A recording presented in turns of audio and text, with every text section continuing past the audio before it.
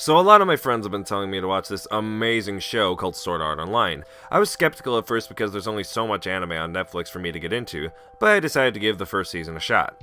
Before watching this, my interest in anime was somewhere in the middle. In terms of the genre, so far I've seen all of Fullmetal Alchemist, Death Note, Attack on Titan, a fair majority of Naruto, as well as anime films like Ghost in the Shell and Akira, and I've seen a good amount of films by Studio Ghibli and Mamoru Hosoda, so I guess you could say I'm an average anime viewer, but I'm not a die-hard fan or anything. I didn't know too much about Sword Art Online going into it because I had no intentions of watching it when it first came out. The only reason I watched this show is because there's a new movie coming out in March, and considering I've missed Sailor Moon R the movie and Yu-Gi-Oh! The Dark Side of the Dimensions, and considering I've never seen an anime in theaters before, I decided why the hell not. I was kind of intrigued by the premise of Tron meets Hunger Games, and after watching all 25 episodes, all I can say is, it's alright. Just alright. And I'm not saying that because anime isn't my go-to sort of genre. I'm saying that because there's a lot in the show that I'm skeptical towards, but also a lot I kinda like. Before I delve any further, let me explain the story. In the year 2022, several gamers across the world log on to this new virtual reality fantasy-based game called Sword Art Online, but come to find that they're all trapped in the game unless someone beats the final boss on the 100th floor of the castle. And the twist is that if you die in this game, you die in real life. With a premise like that, you'd think we'd explore some of the lives of the thousands of players, but instead we focus on a character named Kazuto Kirito Kirigaya. He's a lone wolf because he starts to understand the mechanics of the game and how it functions faster than others, and is afraid of being close to people here so he won't have to watch people he admires die. And that's all the personality you're gonna get from this character because Kirito is the worst thing about this show. Other than lacking a personality, there are two traits about him to not like as a character. For one, he's a Marisu who can apparently achieve any task given to him, and we almost never see him struggle or go through some sort of trial and error. He's just that good. It's kind of hard to root for a character when he goes through every issue no problem. The other trait about him I hate is the fact that every woman he meets falls in love with him. That could be a similar trait to the female characters of this show for just falling for him, but I just don't get what's so great about him. Yeah, he's smart and a great warrior, but there's not enough depth to him to have these romances seem believable. Most of these women haven't even known him for a day and they already fall for him. He's so irresistible that even his cousin falls for him. Jeez, this guy's putting Gary Oak to shame, and Gary had his own cheerleading squad. Also, why is everyone in this show so nonchalant about death? I mean, several people commit suicide in this, but it doesn't seem to faze any of the main characters. There's an episode with a murder mystery, but almost nobody is shocked about it. One scene they're terrified, the next scene it's whatever. Come on people, show a little bit of humanity. People have died. The other main protagonist of the show is Asuna, who I liked a lot more than Kirito because she was a badass and she didn't take shit from anyone, so I was happy with her character. Like I said before, Kirito is a character I don't care for at all, and I barely had any interest in the show when he was the main focus. So when Asuna showed up, I was actually getting interested. In fact, I didn't even get that interested until the second story arc with Alfheim.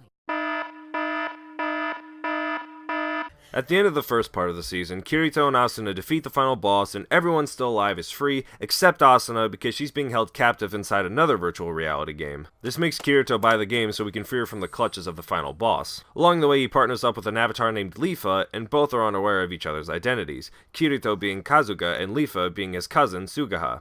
This part of the series, as weird as it gets, actually had my interest more than the first story arc. Sugaha wasn't a great character, but her motivations made me want to continue. Sugaha is Kazuga's cousin, but when his parents died, his aunt took him in, and Sugaha started to develop feelings for him.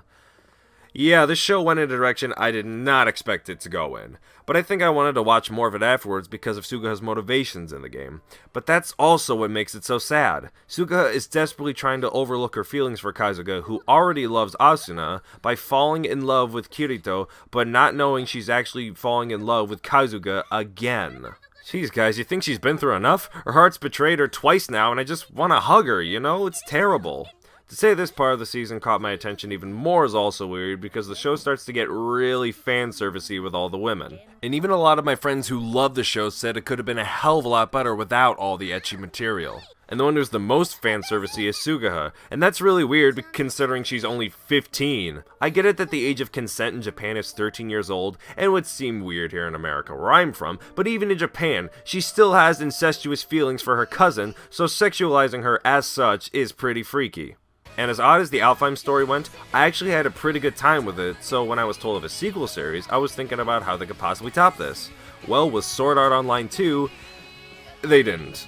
Not by a lot, at least.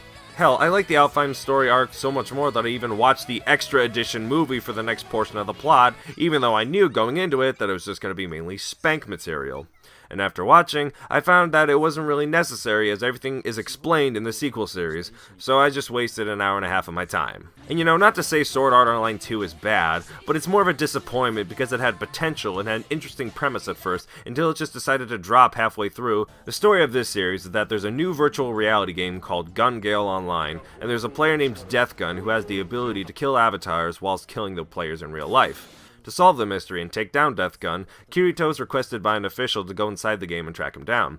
At the same time, he befriends an ally named Shinon, who in the game is an expert with weapons, but in real life is a girl named Shino who is shocked by the sight of a gun after a post-traumatic experience when she was 10 when she killed an armed robber with his own weapon.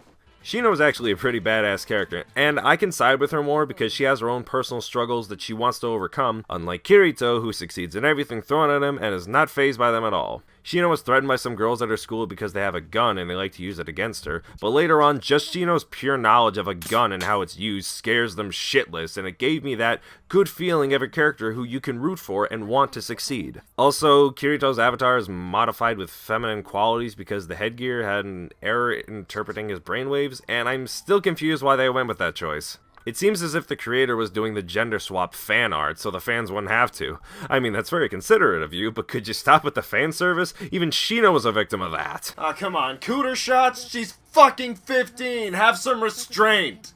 One of the minor issues I have with this arc is that I like seeing Asuna in action in the first series, but we almost never get to see her or any of the other characters here. Though, I was into Shino's character and story well enough to be alright with it.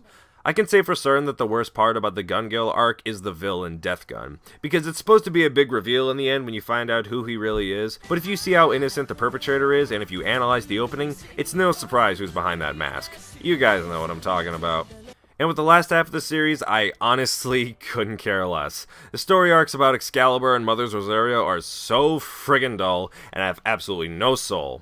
Excalibur seemed almost completely pointless and half-assed, and then Mother's Rosario just tries to shock the audience at the last second, coming out of nowhere with characters we've barely established. And I'll just say, when that thing happened to that character, did I care? Not really. Does that make me a heartless person?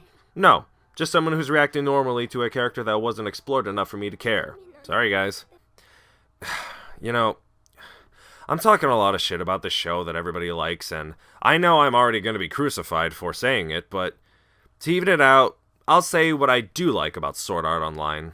The animation is absolutely gorgeous. Bright colors, fast-paced, and action-packed is exactly what I'd expect from this kind of show, and the colors match the worlds perfectly. When it's fantasy-based, it's colorful and bright, and when it's Gun Gale, it has darker tones, a pretty solid, almost steampunk look to it, and it's exactly what it should be. The music is also great too. Even if some songs are used a little too often, they work in how they're used to convey emotion, so there are times it doesn't seem repetitive. All the opening themes get me hyped for the show too.